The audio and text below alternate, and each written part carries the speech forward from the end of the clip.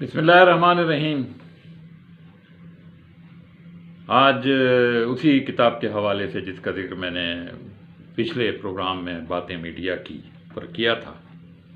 یعنی خواجہ اقبال احمد ندوی کی کتاب مولانا مودودی کی رفاقت میں، آج براہ راست چونکہ اس کا معاملہ میڈیا سے نہیں ہے، اس گوشے کا، اس پہلو کا جو آج بیان کیا جا رہا ہے، اس لیے میں آج اس کو آپ کو معلومات والے چینل پر آپ کی خدمت میں پیش کروں۔ کسی بڑے لیڈر کو بے شمار لوگ، خاص طور پہ پچھلے زمانے میں، آج کل تو یہ سوشل میڈیا کا دور ہے اور موبائل پر لوگ سب کچھ پوچھ لیتے ہیں، اس زمانے میں خطوط لکھ کر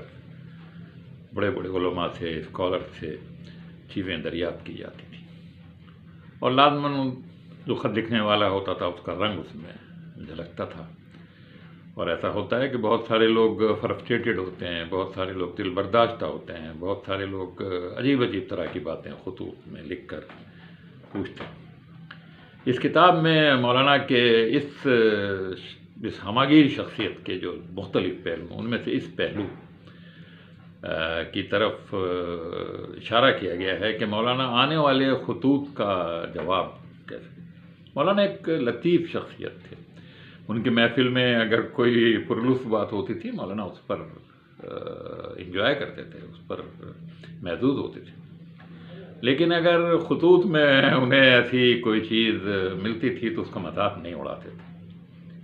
اور اس کا جواب بھی اسی طرح دیتے تھے جس طرح سے کسی سنجیدہ۔ بہت سارے خطوط اقبال صاحب نے لکھا ہے کہ چونکہ اقبال صاحب ان کے خطوط کے جوابات لکھا کرتے تھے، مولانا ڈکٹیٹ کراتے تھے، وہ لکھتے تھے،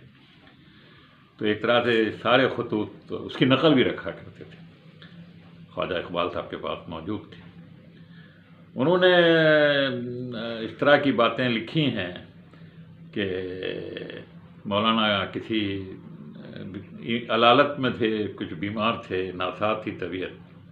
اور وہ انہیں خطوط سنا رہے تھے اور وہ ان کے جواب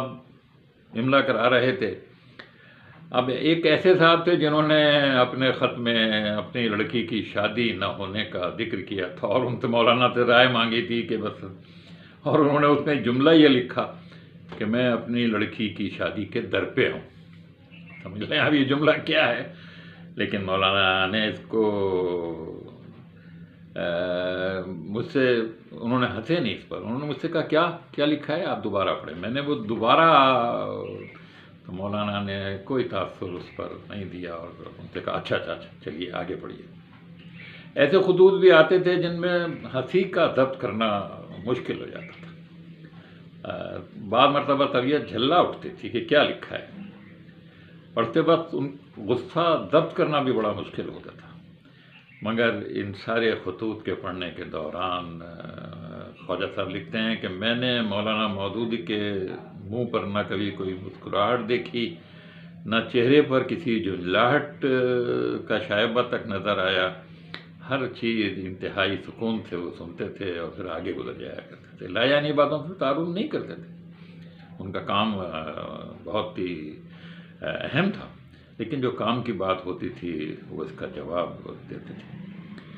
قطع نظر اس کے کہ وہ خط کس انداز میں لکھا گیا ہے، کن مسائل کے متعلق ہے، مولانا کی رائے اگر طلب کی گئی ہے تو وہ ضرور اپنی رائے وہ دیا کرتے تھے۔ خواجہ صاحب لکھتے ہیں کہ میں نے ایک مرتبہ، وہ کسی اہم کام میں مصروف تھے، میں ایک خط لے کر داخل ہوا، مولانا نے کہا کہ پڑھیں کیا لکھا ہے خط میں، تو وہ چند سطریں پڑھی تھیں کہ ہنسی کو ضبط کرنا بالکل ناقابل برداشت تھا میرے لیے۔ میں وہ خط لے کر، کہتے ہیں، باہر آ گیا، اور یہ کسی عربی مدرسے کے کسی فاضل صاحب نے یہ خط لکھا تھا، اور اپنی تعلیم کے لیے کسی دوسری جگہ کے لیے وہ جانے والے تھے، اور وہ اس خواہش مند تھے کہ وہ مولانا کے پاس آئیں اور ان سے مشورہ لیں، مگر انہوں نے اس خط میں سیدھی سادی بات کو غیر مانوس استعاروں سے، بے انگم تشبیہات سے اور ایک مصنوعی زبان میں لکھا تھا جس پر ہنسی ضبط کرنا مشکل ہو جائے، لیکن مولانا نے اس پر کسی مذاق کا اظہار نہیں کیا، اور میں نے ان کو وہ جملے بھی سنا دیے جو میری برداشت سے باہر تھے، مزاحیہ تھے، لیکن تیسرے دن مولانا نے اس خط کا مجھے بہت ہی نرم لہجے میں مجھے کہا کہ آپ کو کسی کا مذاق نہیں اڑانا چاہیے۔ ایسے ہی کسی صاحب نے ایک بہت طویل خط مولانا کو لکھ دیا، اپنی عبادات کا ذکر کیا، اپنے اذکار کا ذکر کیا، اور اس طرح کی باتیں بھی لکھی کہ انہیں عجیب عجیب آوازیں آتی ہیں، اور یہ کوئی ان سے کہتا ہے کہ تم جبرائیل علیہ السلام ہو۔ مولانا نے اس کے جواب میں ایک انہیں بس کہا کہ مذاق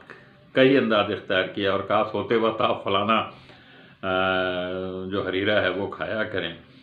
اور بات یہ ہے کہ آپ بس بہت زیادہ وظائف اور اذکار میں نہ پڑھیں، بہت زیادہ نفلی ریاضت نہ کریں، اور 40 دن تک آپ اس ہدایت پر سختی سے عمل کریں، انشاءاللہ 40 دن بعد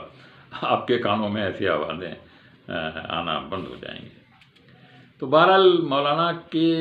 یعنی شخصیت کا یہ ایک پہلو ہے کہ اتنے اہم کام کرنے والے شخص نے کبھی اس وجہ سے کہ وہ اہم کام کر رہے ہیں، درمیانے درجے کے، چھوٹے درجے کے یا بڑے درجے کے لوگوں کے لایعنی خطوط سے یا اہم خطوط سے کبھی ان کا جواب دینے سے گریز نہیں کیا، حالانکہ اس میں ان کے اپنے وقت کا جو وہ بہت ہی نازک وقت تھے، بیمار بھی تھے، اور اس طرح سے انہوں نے وہ جو ہے اس کے بعد